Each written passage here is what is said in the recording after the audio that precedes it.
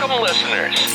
You're listening to the Deeds in the Desert, where real estate investors tune in for the latest news. Welcome to Deeds in the Desert. We are here for a very interesting episode. We're going to talk about Carrie imposters, scams, and just everything that we probably need to be talking about a lot more. So I am here, no shock, with Misty, our Chief Compliance Officer. Why? Because sometimes we have to test these theories. Yep. And when people are, taking advantage of the Carrie Cook name, you tend to find out about it as well. So I do. I've got so many questions. We've got a bunch of stuff to unpack. But first and foremost, we're going to discuss this imposter thing for just a second. So somebody asked me weeks ago, have you ever Googled yourself? And I thought, no, why would I Google myself? And they're like, seriously? Done that. They're like, seriously, you don't do that? I'm like, no. I try to live a very private life outside of this. Right. So this persona that everybody sees here and this business person and, this outgoing personality, I give everything I've got while I'm here. When I leave, I crawl into a cave and pretend like, That's the why world you have doesn't to exist. Google yourself, because while you do that, who's doing it in your name that's not doing that? I don't know. You know how I am on the social media side too. I'm like, no social media. But recently, for whatever reason, there's been a few phone calls that I've had to filter of individuals, actually your team filtered. Yeah. So client services gets a call from an individual pissed off that I have taken Bitcoin from them. Right. And it, I guess this goes on and on and on and on and on. So finally I said to one of your CSRs, I'll call him. So I picked up the phone and I called him, and that was the weirdest phone call. It was super weird. There was somebody that created a Facebook page under my name, I guess. I don't know. Because again, how frequently I'm on Facebook. And somehow got him to transfer Bitcoin to him. And I'm thinking, and I'm talking to this guy. I'm like, really? Does this really happen? But I guess he carried on with the CSR about it. And this woman's stealing money from people and all of this stuff. But so can I be honest? Mm-hmm. I still haven't Googled myself. We Google you. I Google everybody. So what's out there? How does this happen? I mean, anybody can pretend. And the thing is, they go after somebody like a Carrie Cook, right? You've got a profile, whether you recognize it or not. Yep. Through the company. So your name is well known. And they want to take advantage of that. You have a good reputation. The company has a good reputation. So what better way to get somebody to give them Bitcoin or whatever it is that they're trying to get? Well, I'm here to tell you, I will never ask you for money. I will on Facebook. I will never ask you to transfer Bitcoin to me. Ever, ever, ever, ever, ever. Please, if anybody gets a Carrie Cook email, phone call, request for funds, well, unless I'm calling, yes, you're an investor and I'm calling to tell you haven't transferred your funds yet. Don't do it. Just please don't do it. So the craziest part about the end of that call? What? Did I ever tell you about what happened? I don't know. So he said to me, you're a very attractive woman. And I was like, oh no, where is this going? And he said, I'm actually going to be in Las Vegas. And I thought, okay, great. We just went from imposter to stalker. Right. And so I was like, sir, I can assure you, I am not that Carrie Cook. I don't know what you have paid for, right? But it is not these services of Carrie Cook here. This might be Las Vegas, but we're not going to go down that path, right? Yeah. So, but yeah, that was tough. And he still calls me. Oh boy. Yeah, I don't answer. Yeah. I don't answer. Blame you. Yeah. Yeah. Las Vegas has a reputation, though. It does have a reputation. And I was born and raised here, but And we offer a lot of services, but that's not one of them. That's not one of the services we offer. This is so true. But it's not just investors or people out there in cyberland, right? Yeah. It's our own employees that sometimes fall prey to this.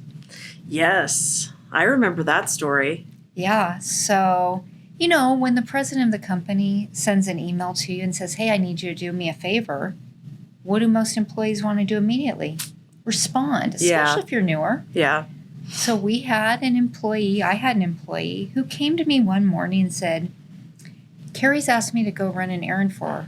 And I even thought, well, that's weird, because normally Carrie would come to me and say, I need to borrow your employee for a second. But whatever, we were busy. Yeah. Didn't think twice about it because you were in the office that day. You were in the office. So my assumption was you had walked over and said to this person, Yeah. I need you to do this. Yeah. A couple hours goes by and this employee comes back to me and says, I don't think Carrie asked me to do that errand. What? Wait, she either did or she didn't. What do you mean? And she says, yeah. She asked me to go buy gift cards. And as soon as she said those words, I immediately knew, oh no. Carrie would not ask you to buy gift cards, yes. Well, did you do that? Yeah. Okay, well, where are they now? Well, I gave the codes to Carrie by text. I have to say, this person, a lot of times we think that the people that are falling victim to this are older, right? Yes. That is not the case. It isn't. This individual was was a young person. Yeah. And still hook, line, and sinker. Yep. And even I've gotten those emails on the weekend. This is Carrie. I don't have my normal phone. Can you just text me? And at first you're like, oh wait, no, Carrie would never do that. So. Yeah, you really have to know the person. Yeah. And that's why I actually remember that story because I felt so bad. Yeah. I think she spent like $500 on gift cards and then emailed them the code. And, full disclosure, I did pay the employee back because I felt so bad about what happened.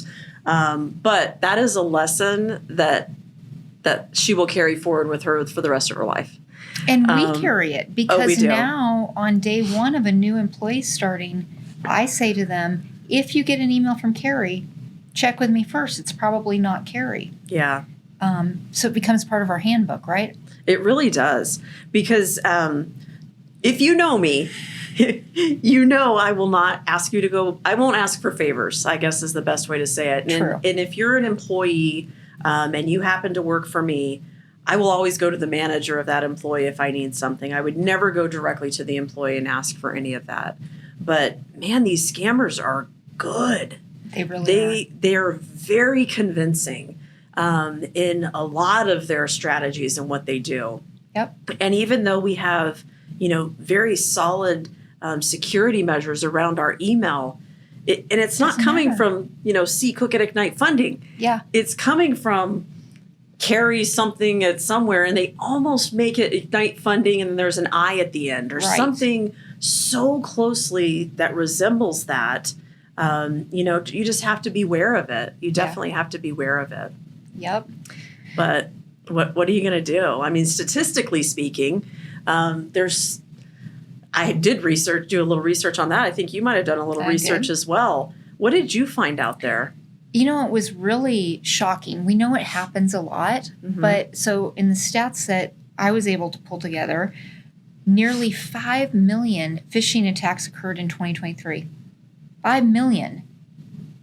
Of that, 94% of organizations have been targeted in some form. 94% of the companies out there have been targeted. That is crazy.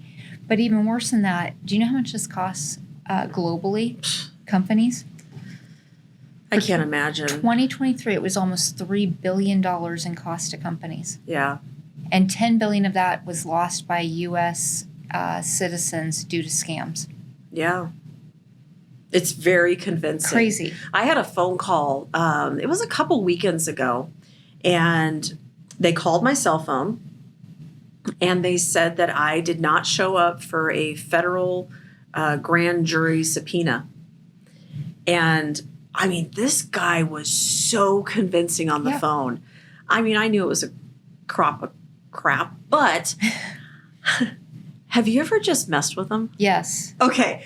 That is so much It so is. fun. I love those videos that people post of them doing Oh, it too. I absolutely love it. So anyway, as I was talking with them on the phone, I probably shouldn't be doing this, but because I'm so used to my name being used in this way, I thought, all right, Carrie, here's an opportunity to kind of get back a little bit. I said, really? Oh my gosh, when was I supposed to arrive? And blah, blah, blah. And they're like, well, we have a warrant for your arrest now. And I'm like, oh gosh, a warrant for my arrest? Like, How much do I need to pay I'm you? a mother, I'm this, I'm that. And they're like, don't worry about it. We can pay a certain fee and then we can get whatever. I said, okay, what is the fee? And so he tells me and I'm like, is that it? And it was like silence.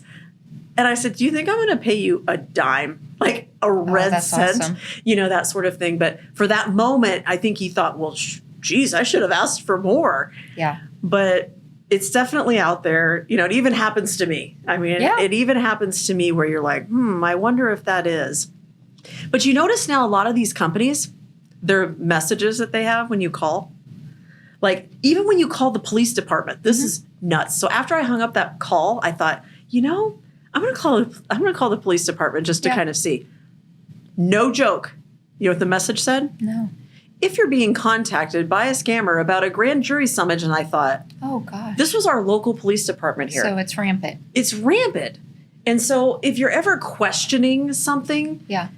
tell them It's you'll call okay them to back. question it. Yeah, tell them you'll call them back. Get the phone number to call them back. Do that sort of thing. Just take a minute and just step back. Yep. Just step back and say to yourself, you know, this person's asking for something. I'm not really sure why. Seems weird. It's coming out of the blue. Yep. Get their contact information, their phone number, and tell them you'll call them right back. Yep. And then either call the company, call the person, Exactly. do your verification, and maybe it is real. And no legitimate company will mind that. No. You know, sometimes when we're calling leads, right? Mhm. People will wonder if we're legitimate. Yeah. It's okay. Call us back. Do your due diligence. Research us. Yes. If the company's legitimate, they will not mind. Absolutely. We would not mind. But it's funny because I ran a test yesterday knowing that we were going to be talking about this. And so I sent an email to the staff. I saw this test. And it was very, I didn't have a whole lot of time to put together, so I didn't try and scam anybody, so to speak. But I took out my footer. I made it something that I would never say, like, hey, win a prize with a fishy, link Yeah. to click. Mm-hmm. And, we really ran the gamut, right? So we had people who were trying to click to win this prize, and they're like, the link doesn't work. But then I had, a lot of staff stand up and be like, is this you? Because our doors are open. They know Yeah. we can ask. So Yeah, It- we it have a was good fun. time. Yeah, It we was have fun. a good time testing our employees because we actually educate about it. Yeah. Like, don't click on this stuff. And like you said, your new hires, you tell them if you receive something from Yep. Carrie, likely you didn't receive anything from Carrie. Really check on it. exactly. So, I usually don't do this in the middle of a podcast, but our cameraman is sitting over here. And so I'm curious if he clicked on it. Did you try? Mm-mm. Do you remember the email? I think I do remember it. I did not click on it. He did not click on it. Okay. Yeah. Well, Since I'm here, I will say okay. there 2 weeks ago, I got an email of a pay increase with a link. And I was like, I got so excited. I was like, yes. And I saw the link. I'm like, this is not real. And my heart was broken. Oh, I went to the no. other side of the cubicle to my other employee. I was like, Jen, did you also get this email about a pay increase? And she was like, yes, most likely fake. And I sat back down. It's okay. A lot of us got that email. Oh, man. I didn't get that email. Well, of course not. You're the one giving them, right? Oh, no. Yeah. That is absolutely insane. But we're what getting goes on. smarter. We are. We're We are getting getting smarter. smarter about it. Yeah. And hopefully everybody else is as well. So, Yeah. check your emails. From an Ignite funding standpoint, what are some of the things that we send out, just so that people know what is legitimate and what is not? Like, what would we not ask for, and what are our normal course of communications? We're never going to send you a link to pay any money. Correct. We are not going to send you really anything to ask you to send in money. We're going to ask you to select a loan, to look at loans. Yeah. We're going to let you know about payoffs, but we're not going to ask you to send money. So when you see that, and it has happened. Yeah. And the one that I get reported a lot, is people calling us saying they received a flyer in the mail. And it says Ignite Funding, and it has his phone number. And, there's a QR code there, right? Do not scan the QR code. Yes. It is not us, and I immediately know that because we don't send those out. Yeah, we don't send direct mail. So, you have to be vigilant in every area. And you hear the horror stories too, where grandma gets a call, granddaughter's on the phone saying, Grandma, I'm in trouble, I need you to send money. It's granddaughter's voice, but it's not really granddaughter. Yeah. So, you know me, I'm very cautious about things. You are. Me and my family and friends, we have code words. If I call you and say I'm being held hostage, you ask me what my code word is. Yeah. And it's, tongue in cheek, right? Because we don't expect that to happen. But at the same time, it happens. Mm-hmm. It happens. It definitely happens. So here's something I learned. I don't know if I'll ever do it. I need to Google myself. You do. And just see what's out there. Yeah. But what happens if I find something that's not me? Do you report it? Do you not report it? Like, how do you even handle a situation like that? Somebody in my marketing department said the other day, it was funny. I was on Facebook and looked you up. There were 2 of you one day, and they definitely were impersonating you. And then the next day they were down. And I'm like, somebody reported them. What the heck is going on? And I think sometimes, is it better just not to know? You're living fine right now, right? I am. I'm doing fine right now. So maybe don't Google. Yeah, let them imposter. Yeah. Because if you know me, there's a couple things you know about me. Oh, you're going to go after me. Well, do you remember when I was sharing office with you when I had an Instagram account for my dogs that got stolen? Do you know I never could get that back because I couldn't prove I was me to get it back. So I finally said, okay, you can have the dog's Instagram account, right?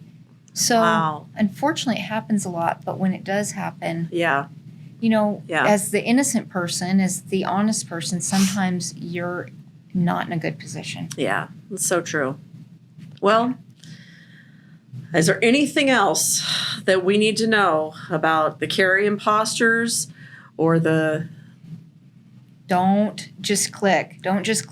Always just ask. Pick up the phone. Our numbers. Call and ask us. Did you send that out to us? All right. I think we're good. All right. Thank you so much. I appreciate you joining us. Yeah, absolutely. Giving us a couple stats and dealing with my imposters along the way. I know you and your staff have to deal with that, so I do appreciate it. Yeah. And for all of you out there that are trying to impersonate me, well, good luck with that, because my staff is armed. Now investors are armed. The people that are out there realize that, yes, we hear you, we see you, but we're not threatened by you. So hopefully we've learned something today. And thank you so much for joining us. We'll see you for the next episode of Deeds in the Desert. Thanks for joining us this week on Deeds in the Desert, where short-term investments meet long-term investors. We hope you enjoyed the content so much that you share it with all your friends. Who doesn't like learning about passive fixed income, right? Still hungry for more education? Visit our website at ignitefunding.com. Or if you're ready to take the leap and start investing, give us a call at 702-761-0000 and schedule a free investor consultation.